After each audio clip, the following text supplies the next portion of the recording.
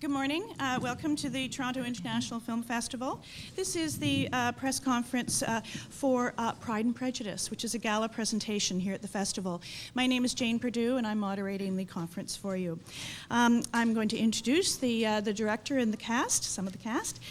To my left is Joe Wright, who is an award-winning director, but known mainly for television, in particular a mini-series called Charles II, The Power and the Passion, which in the States was called The Last King.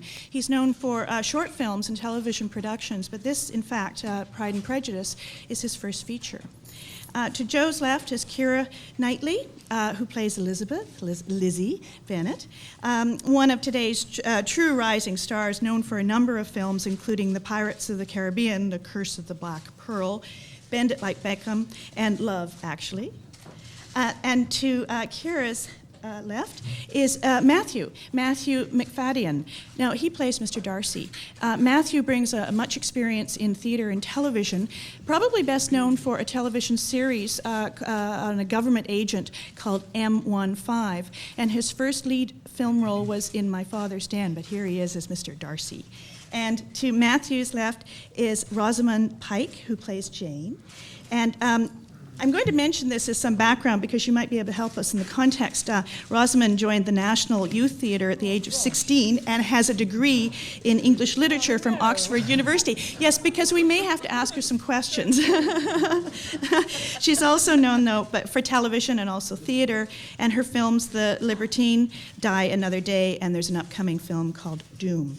And to her left is Mrs. Bennett, played by Brenda Blethyn. Now, this is a woman with much experience in theater, but we know her as well from many films, including Mike Leigh's Secret and Lies, which garnered several awards and nominations, but also as the overbearing mother in Little Voice, also award-winning nomination. In the year 2000, she was awarded the Order of the British Empire. So welcome to everyone, and welcome to the cast and directors for this film. I saw the film only a couple of hours ago, and I wanted to talk to the director first and ask Joe, because a number of people said to me, well, how many versions can we see of Pride and Prejudice? Apparently there were 5 on television, and I think some of you may have seen them. We also know that there was the one-time feature film in 1940 with Greer Garson and Laurence Olivier. So how, Joe, it's an obvious, but I'd like you to answer, why did you think that you could do this? And why did you want to do a film on Pride and Prejudice that a lot of people think that they already know their versions? Well, as you say, there hasn't been a film since the 1940s of Pride and Prejudice. So I hadn't seen. Neither had I seen the one BBC version, the miniseries starring Colin Firth. So I was coming to it fairly fresh. I hadn't read the book either when I was sent the screenplay, so I took the screenplay to the pub with me one Sunday afternoon and started reading it. And by about page 60, I was weeping into my pint of lager. I was very moved by it and laughing out loud as well. So I thought this was something, and I went away and read the novel and was quite shocked to find a story told with such vitality. And I feel like Austen was writing probably the first piece of British realism in fiction, and that excited me, and I just fell in love with the story. So that's how I came to do it. I also kind of I thought I kind of knew a little bit of a secret about how I could do it, how I could make it different, but stay very faithful to the novel.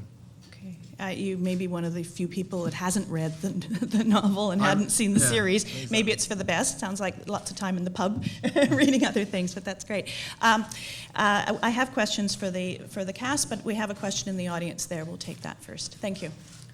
Hello. Yes, this is for Mr. Wright, Miss Knightley, and Mr. Macfadyen. The dance sequence. It looked like you had been doing it for a long time. I wondered how you did find the dances of that period. And for you, and I asked this question respectfully, I noticed, Ms. Knightley, you didn't wear gloves. And I thought at that time ladies would always wear gloves when they went to the dance. Did they? Well, yeah, they did, really. But I mean, that's one of the things we wanted to do, is that we have preconceived notions of what was done and not done. And we wanted to challenge those, really. So yes, women did wear gloves, and as you'll see in the film, most of the women are wearing gloves.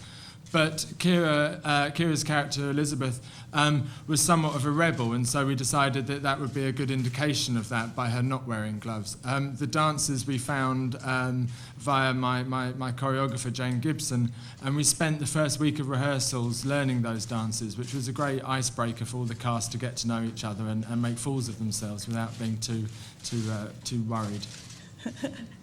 Could we ask Keira Knightley, was it daunting for you to play a role, a character that is so well known in print and also televised? Yeah, it was absolutely terrifying. I was completely terrified to the point where I nearly didn't want to go up for it because I was so afraid of it. But I think, in my opinion, Elizabeth Bennett is one of the most beautiful characters in English literature. And as an actress, if you get a chance to play a character like that, you can't turn it down. So terrifying but beautiful at the same time.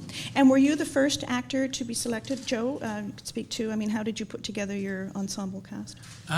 There were some actors that I knew I wanted from the beginning and some that I discovered during the process. I think, directing is 99% casting, and so it's a very delicate and arduous process. Okay. There's a question over there. Thank you. Andrea K, CTV News. I saw the movie also this morning, and it was fantastic. You all did a fabulous job. But lots of questions for Joe. Sorry. One of the things I really appreciate is the fact that you, Miss Knightley and Brenda Blethyn, their bosom. Don't ever get a boob job because you look great in the film, and it seemed just to add to, I know it sounds crazy, but it seemed just to add to part of your character. In a lot of American films, thoroughly, because Miss Blethyn we saw a lot of bosom, which was great. But what I'm really trying to get to, because I thoroughly enjoyed the film. Are we on topic here? There was not a lot of makeup on the characters. When they went to the public ball, we actually got to see greasy hair. We got to see something that normally we don't see in these films. So how did you approach the art direction? How did you approach the costumes? Because it really carried us along in the film. I really felt that this was something that this film is for real. It's Well, in 1797, when the film's set, only prostitutes wore makeup. And so I didn't want to suggest that any of my ladies were prostitutes. Sorry? So throughout the film, they had a little bit more makeup. No, there was no makeup on Not any even of the in the women. carriage? No. No? Wow. No, there was no makeup on any of the women. I had some. And Matthew had some. Lots of mine either. But and I was just trying to be authentic, really. We researched the film very heavily, and we had some fantastic historical advisors as well. And we were looking for the detail in the period that might illuminate the characters' situations and their interactions together. So we wanted to make it quite down and dirty. And also I had this idea that if we made their lives quite grubby, if we put their feet in the mud, then Elizabeth's aspiration for romantic love, her reaching for the stars, if you will, would be all the more heroic and divine and beautiful because of the earthbound existence that she's living in. I was very impressed as well, the realism and the grittiness, and you start thinking about the hygiene or the lack of hygiene in that period, and not only the interiors but the exteriors too. I mean, when you going through, you see the pigs, you see the hay, you see all that stuff, and yeah, it was very realistic in that way. Matthew, could you comment, please, on the character and how you approached playing Mr. Darcy, and were you, was it intimidating initially? Not daunting more than intimidating. I think it was because he's Darcy. Mr. Darcy sort of achieved iconic status thanks to Mr. Colin Firth. So it was daunting in that respect. But I'm in very good company, so that was quite nice. It's just I really sort of I thought I understood who he was quite early on, and I sympathised with him, and I liked him, and so it sort of makes your job easier when you get a part which is so well written, and so I liked it. I had a good time. Maybe we could talk a little bit about the script, because you could remind us who the screenwriter. Deborah Mogok. Deborah Mogok. Mogok. Because although there was, most of it was sticking to what we know of as a story, there were liberties that were taken.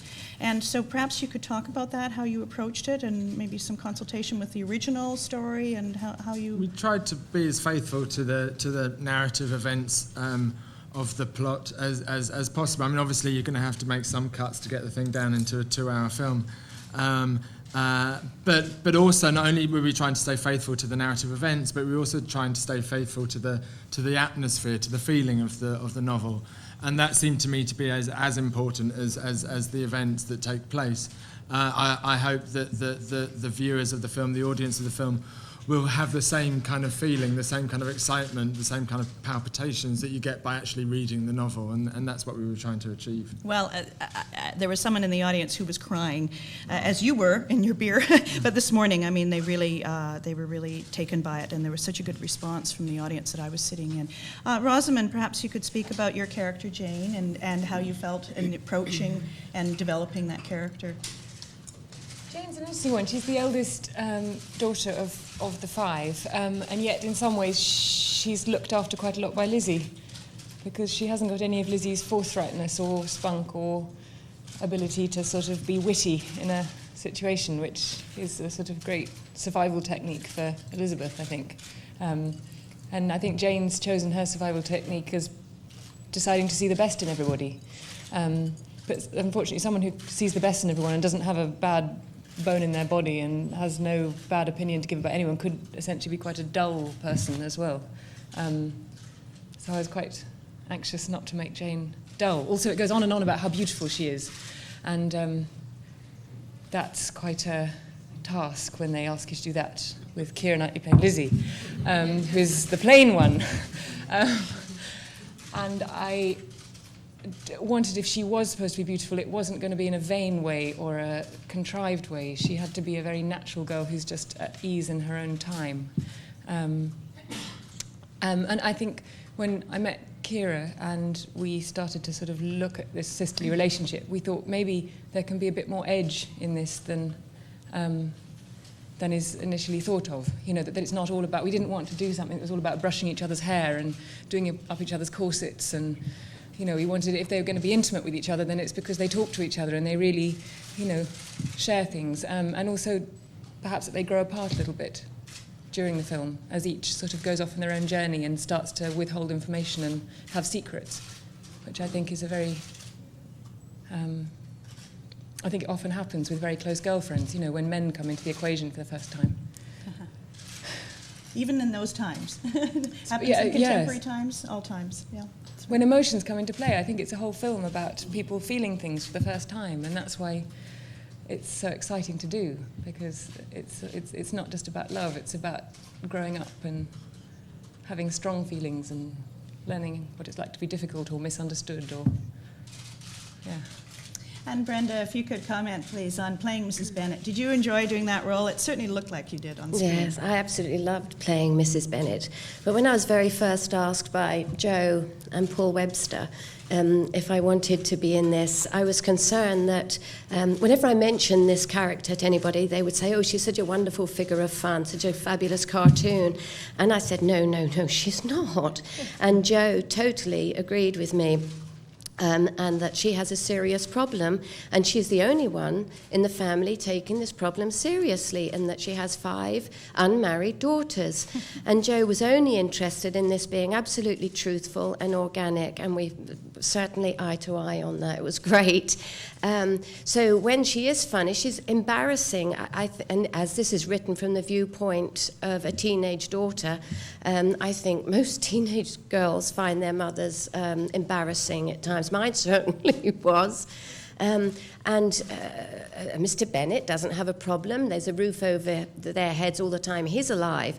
And so it really was a serious problem. As she says on the stairs, Lizzie, when you have 5 daughters of your own, then tell me how you feel. And I think it was absolutely right to treat, to give the problems the respect it deserved. Yeah. Yeah, she's a silly woman, but there's some rationale behind some of her actions and some of her panicking in a way. Yeah, I don't find her silly. I have to say. I think she's a mother who loves her daughters, and in the confines that she's in, she is striving to find husbands. She's not very bright, but I don't think she's silly. Yeah, I fair think enough. that's rather patronising. Fair enough. Okay. Go on, Brenda. Okay. Well, that's fair enough. She does have a challenge with those 5 daughters, and Certainly that's her does, role in yeah. life. Yes, that's right. That's right. And you have other actors too that are in the cast that we don't have here today, but the way that you've cast them. But for example, with Judi Dench, perhaps you could speak about your experience with her. Judy, I wrote a letter to saying, I love it when you're a bitch. Please come and be a bitch for me. And she couldn't resist. So she came and she's wonderful. She's truly terrifying as Lady Catherine. And as a human being, she's truly lovable. So she was wonderful. She was wonderful on screen. That was fantastic. And to see Donald Sutherland too as Mr. Bennett. We enjoyed Mr. Bennett a great deal. Oh, I loved working with Donald. Yeah. It was so interesting that the 3 oldest members of the cast, as Judy, Donald and myself, were probably the most nervous. Donald and I's first scene on set was the scene where Lady Catherine visits the house. And we were both quaking in our shoes. And people would say, but you've done this loads of times. You're so experienced. We said, yes, but we haven't played these parts before. This is the first time we've ever done this. And for Judy, it was her last scene, but also it happened to be her biggest scene. And there's big, great dialogue with Keira. And we were all so nervous. We thought, my goodness, it gets worse as you get older. Maybe, I don't Judy know. was also very nervous of meeting Donald. The first day Donald walked on set, Judy went and hid behind a bush, like a young girl. Interesting to find out these things, what really happens when you think you're intimidated. And also Mr. Collins, too, that wonderful character played by Tom Hollander. Yeah. And such a character that, after dinner he's going to read for an hour or 2 to everyone. He's has high opinions of himself. Now, a lot of the actors here, though, you have a lot of theater experience. So maybe, Matthew, you could speak to the difference for you in playing, well, some television, but theater, and being British. There's a lot of theater background. But what's the difference for you when you're doing a feature film of this scale?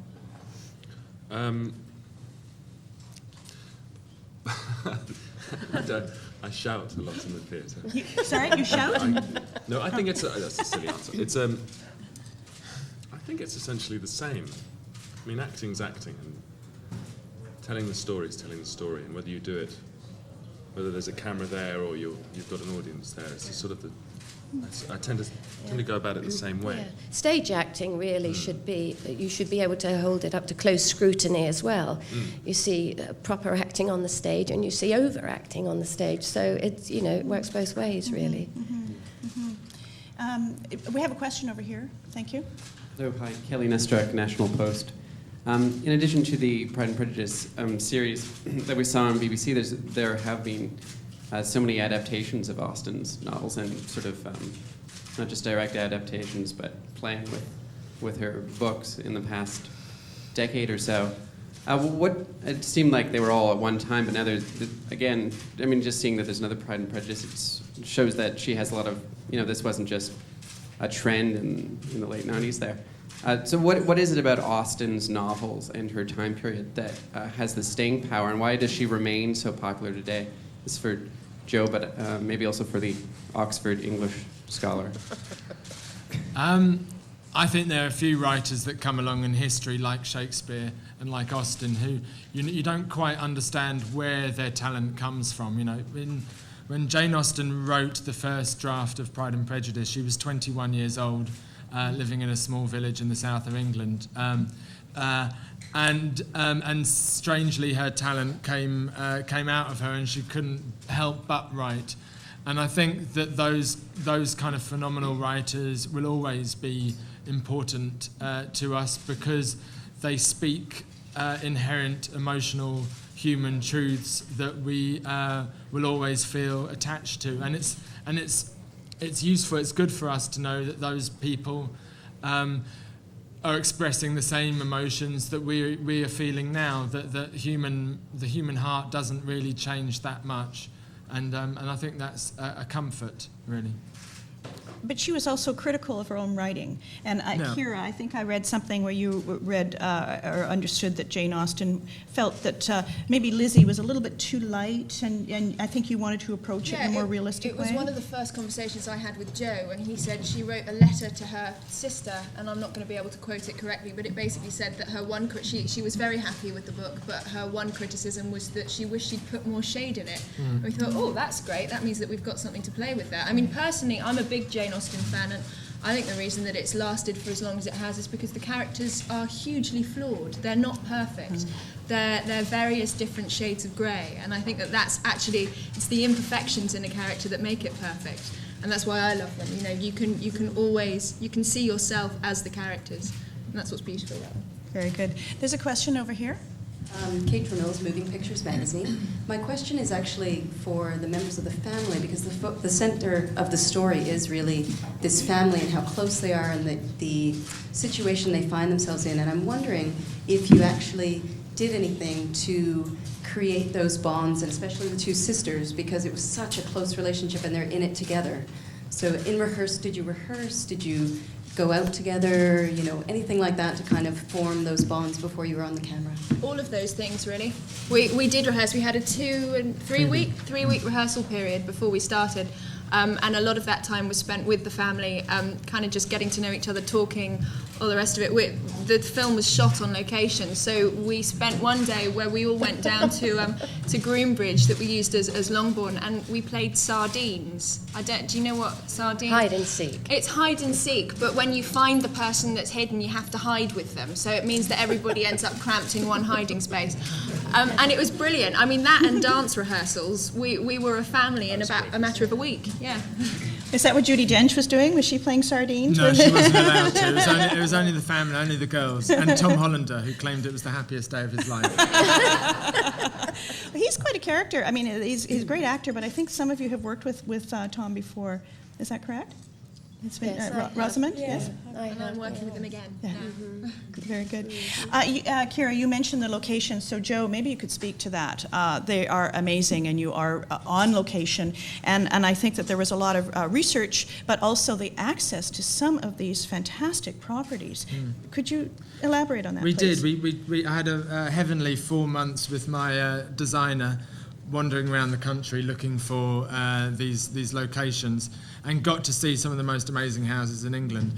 The access to them doesn't come cheap. They charge a lot of money, but they. What was difficult with the locations was to find houses that hadn't been destroyed by the Victorians. The Victorians did terrible damage to to England, I believe, and the houses, and so. That was the challenge, was to find places that were worked prior to the Victorian terrible things they did. But they're so beautiful. I mean, they're spectacular. And there's one, Chatsworth, the Chatsworth House. Yes? Chatsworth is probably the most, I think, beautiful house in the country. And it's actually where Austen did a great tour. It was very fashionable in Austen's time to do tours of the country and to go up to Derbyshire and see the wonder of nature. And she would have gone past Chatsworth and had a look at it. And so she apparently set Pemberley as being Chatsworth. And so the Duchess of Devonshire, who owns the house, was very keen to have us use her place to represent the most beautiful house in the country. So a lot of these were exteriors, but you were also using many of the interiors. No, we didn't use well. any sets at all. It was all Really? on location. Yeah. Where are the sculptures? Chatsworth. Those are at Chatsworth. Fantastic. Although I don't think Mr. Darcy was actually that sculpture was there. But these are original. He is now. Oh, is he really? Yeah, the Duchess was so taken with it that she kept it. Oh, that's wonderful. No, they're just beautiful works. It's really spectacular just to see Although those there's locations. some giveaways in the background of the shots, because some of the sculptures are by an Italian sculptor called Canova, Yes. who was sculpting at Yes. the time, and there's actually a big bust of Napoleon in the background. Oh, I see. Oh, and so- Napoleon's mother, which probably wouldn't have been there. No, probably not. Yeah, Canova. I know his work. Yes. There's a question here. Thank you. That was my question about the sculptures. What was the medium? Is it Marble. marble? Yeah. Because the veil piece. Yeah, that's That we spent a lot of incredible. time. It was Yeah, just yeah. unbelievable. Yeah. And that's what I was going to ask about the sculpture. Yeah, for a moment I thought the veil that they were being protected for, and then I realized no, that's the real thing. Were you going to comment, Brenda? On that? No. Okay. All right.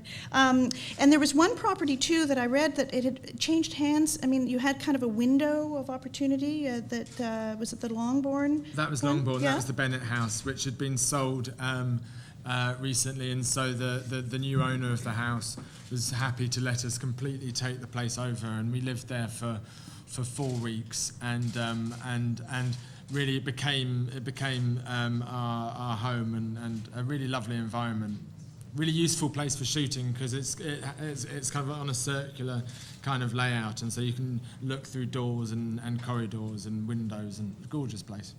Perhaps you could talk a little bit about some of the themes. You had some visual themes happening, at least as far as I was concerned, some with the mist, but also the hand of Mr. Darcy. We saw that a few times. But the windows. I saw you had a couple of shots. Yeah, the windows was an early idea. Yeah. I kind of dropped halfway through the filming, I think.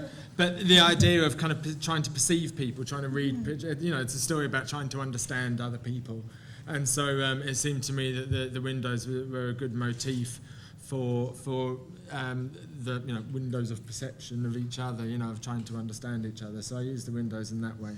We were constantly trying to have things always happening in the background, always just slightly out of view as well. Well, the windows too, you couldn't always quite see through it. I mean, that was part of the realism, I think, that worked very well. Right. How about if we could speak to Brenda about the a period piece? Was that enjoyable for you to do? Oh, hugely, yes. It's the first time on film that I've been in this period drama. Yes, I've done loads of this period drama in the theatre, and probably more than any other period at the National Theatre in London. So I was very, very comfortable with it. It's great to actually put yourself into that mindset. The language is slightly different. And Joe would encourage us all to improvise before starting a scene. And that's not in the film, but once you got to the scripted piece, we'd already really into it, and it was much more real. And it was wonderful doing that, to be inventive. There's a whole new film going on down one end of the table between Rosamund and myself. I loved it. And you had a lot of help. You had historical consultants, I would think. Yes? Yeah. And also the music, if you could speak to that, please, because it seemed like... the score? Yes, the score. The score was written by a composer called Dario Marianelli, an Italian composer who Paul Webster introduced me to. He was fairly new. He'd done a film called The Warrior, which I thought was beautiful, and I thought his work on that was beautiful. And I was listening to a lot of Beethoven sonatas and thought they were of the right mood and the right feeling, and so spoke to Dario about these, and we decided that we'd have one key instrument, a solo instrument, to really be Elizabeth's heart and play through the film. We wanted to make the film quite subjective from Elizabeth's point of view, and so this piano would help with that. And a fantastic pianist called Jean-Yves Terrybond, I probably can't say his name properly, came and recorded that for us. Very good. No, it sounded really beautiful, and as I say, I'm sure that the historical consultants were there to assist in that way. This is your first feature film. It's a big film, big production. So how did you? You talked about your interest in it, but how did you go about assembling and actually getting interest and backing? I didn't. They came to me. Oh, not bad. They being? Working Title. Working Title. Came to me, came to you. Yeah, asked me to read the script and, I see. And gave me the job. Not bad. Yeah. But was it... I mean, that's all very well to be invited. That's wonderful. But how did you feel then, as far as responsible for something of that scale? Exciting and terrified. I cried every morning of the shoot. I was so scared. But I'd done this thing called Charles II, and in a way that was almost a bigger scale. Although it was for television, it had 90 speaking characters, and kind of it was 4 hours long, and so one had to keep 4 hours in your head instead of 2 hours, and so In a way, I think making a feature film as opposed to television is more about the detail rather than about the scale. Rosamund, could you speak about working on a period piece? Was that a joy for you? Did you enjoy it? Yeah, I've done 2 period pieces on television, but never this one, never this period. It's lovely because you've got so many things around you all the time. You've got the sets that are sort of cluttered with, books, magazines, embroidery pieces, everything from the period. So you quickly get immersed in the world. And I think this period of rehearsal that we had meant that everything became quite naturalised. So all the kind of curtsying and the bowing, never to us. I mean, I think they still jump out at an audience maybe, but to us they never felt forced. And hopefully they all sort of blend into the kind of mix of it quite naturally, because every time in rehearsal, every time we came into a room, we, in a very unpretentious way, would curtsy to one another. Really? It was great. I liked it very much.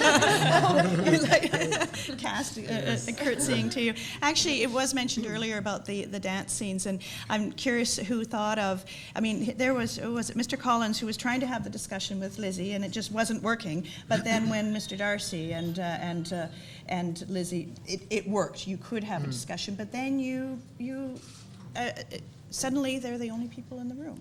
And so that was just playing, really. Yeah. I mean, I didn't even plan that one. It was just all the extras were knackered, and so I thought we'd give them a break and try something different. We spent how many hours doing that scene? We spent about 5 hours shooting them dancing, and from many different angles and in lots of different ways. And in the end, my editor and I had cut together this beautifully intricate dance sequence, and one afternoon we're just checking through various takes and saw this one single take in which the whole thing was encapsulated and the whole thing was perfect. And and in the end we used that take and. They did actually talk to each other while they were dancing. It was one of the only opportunities where a man and a woman who weren't married could talk to each other without a chaperone. Oh, without being introduced? Yeah, no, they'd have to be introduced, true. definitely, but without a chaperone. And so it was the only time that they could actually touch hands and talk to each other in privacy. And so I think, when one's talking about curtsying and etiquettes and when one's talking about dancing, what we were trying to do is to find the emotional relevance of every gesture and every move, and why someone would curtsy in such and such a way to someone else. So that at one point, Keira curtsies with her back to Caroline Bingley, which would have been seen as a terrible cuss at the time. Oh, was that when she said, "We've come a long way from Grosvenor Square"? She said that at one stage, didn't she? Does, she reminds everyone. Yes, that's right. That's right. But also Mr. Collins trying to introduce himself to Mr. Darcy, or trying to, and people were horrified, right? Yeah. Because that's just not. Also has it gives you guidelines for flirting. They're quite sexy, even though there's no hold. So. They'd design it, there'd be a leading couple who'd be purposefully left at some point in order to have a conversation. Sometimes, so I think Lizzie and Darcy are the leading couple in that dance. And then the first dance that Jane does with Bingley, they kind of look at each other. The only glance you get at one another is over the shoulder, and it's very flirtatious. So it's almost it's almost like the dances are a manual for getting it together in a funny kind of way. I hadn't thought of it that way. There's, but that's very interesting, though, to hear about the protocol, basically, around dancing and what that meant at the time. There's a question here. Thank you. Actually, yes, it's a fairly different question, but I know that in the book, especially, Austen really takes a look at, and a very clear look at, the levels in the class system and the impact that has on the family and different people in the characters, obviously from Darcy right through the family. And I'm wondering how much that informed your interpretation of Pride and Prejudice, and also prepping for the characters, because obviously class has a huge impact on each character and how they interact and the entire story. She's very clear about that.